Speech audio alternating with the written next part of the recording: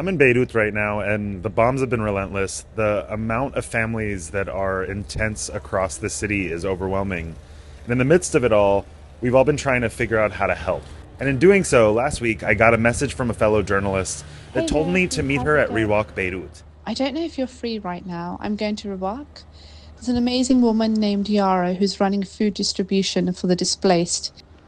Awesome. I'll get a car and swing by. I am just going to bring my microphone.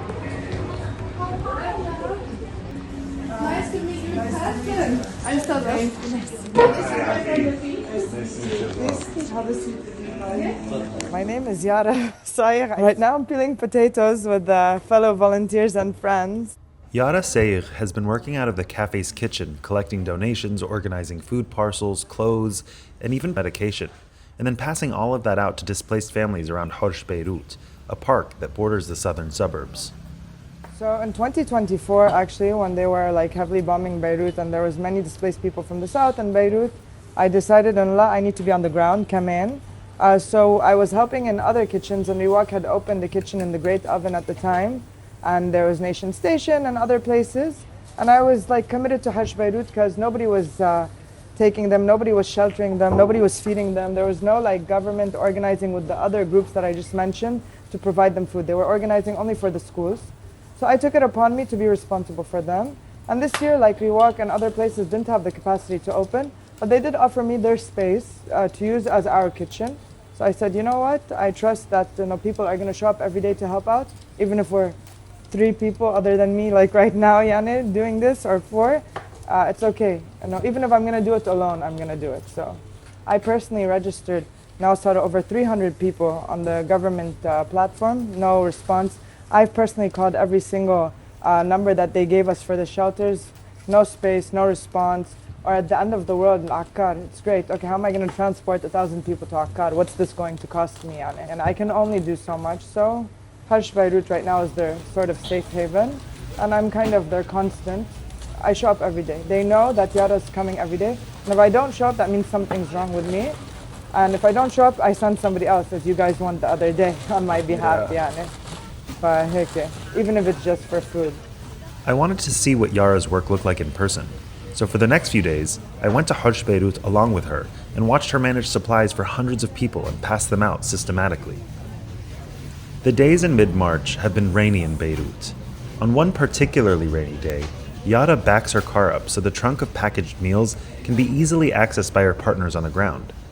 After placing the boxes in neatly organized rows against the sign that says I Heart Horsh, she pulls forward a plastic chair and sits down in front of the entrance. She takes her computer out with her Excel spreadsheets, and a line of displaced people form to check in to see if their medication has arrived. Along the outside of the park, blue, black, and white tents line the streets, sopping wet. Yara turns to me and says I'm committed to these people. There aren't enough people helping and they have nowhere to go right now. She explains that not enough meals came in, and even though she fed hundreds of people that day, it didn't feel very successful. Today was a very bad day. We didn't have meals, we didn't have The next day, I told Yara I would help her team out because it was the first day they were opening their own independent kitchen in Rewalk Cafe. Inside it, her chef Ahmad directs volunteers on how to dice onions, squeeze lemons, and cook mujaddara. He counts and recounts the packed meals when they're in the boxes so that they can go out to displaced people who remain houseless on the streets. Yara's team of volunteers takes video to document what they're doing. They even tape me as I prepare a salad that will be packaged and dispersed. I just put lemon juice in this malfouf, in this cabbage, and it is looking good. Made some brilliant lentils and rice. كله تمام كله رواق. This is for Lebanon and for every single person who is hungry, who's displaced, who, even if they're not displaced, but they're hungry and in times of need, this is what it's for, to show people that we come together no matter what, no matter where we're from. We have people from different religions, different nationalities, different areas. The whole purpose is we're one people, So kind of to remove this, this kind of prejudice or ideology of places and religions and just humanity. This is why we're here, because we're humans.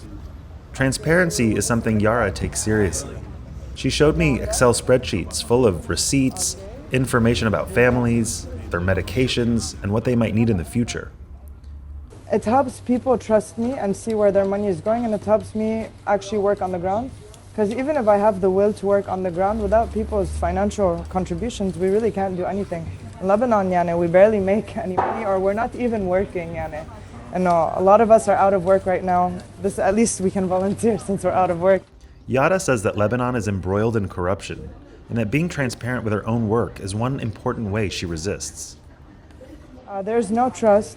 I don't trust any government, let alone my government, to do the right thing for its people, to actually use our taxes and our money in the right place. Can you believe in Lebanon there's no social security? There's no public health care.